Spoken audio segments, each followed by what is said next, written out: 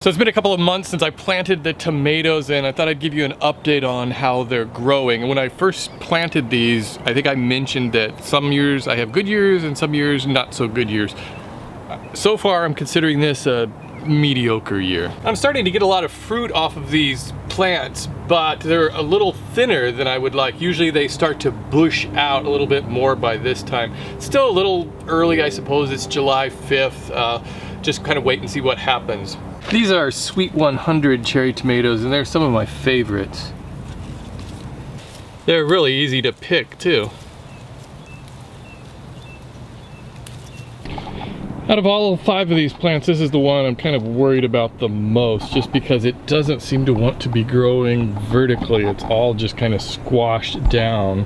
Got another cherry tomato plant over here.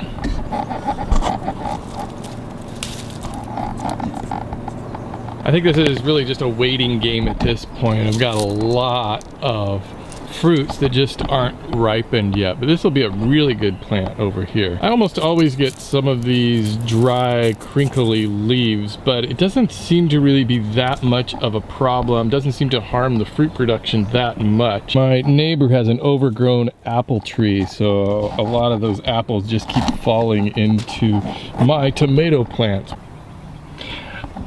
Over here, these are black cherry tomatoes, which are really my favorites. They're just got this real chocolatey looking color, and usually they don't make it into the house because I just eat them right out here. So that's all I got this morning. I'm getting about that much every day. I'd like for this to be full every day. Maybe it will be here next month. My midsummer strategy for growing the tomatoes is really just to let them be and let them grow as they will. I'm on a once a week watering schedule.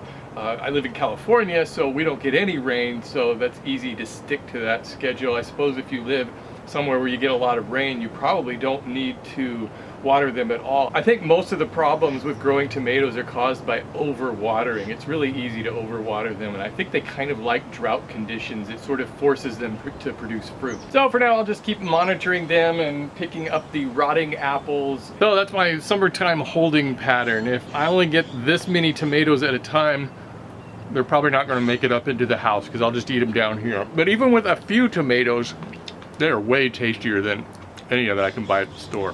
I'll try to check back again in August to see how they're doing. I hope I'll get a lot more.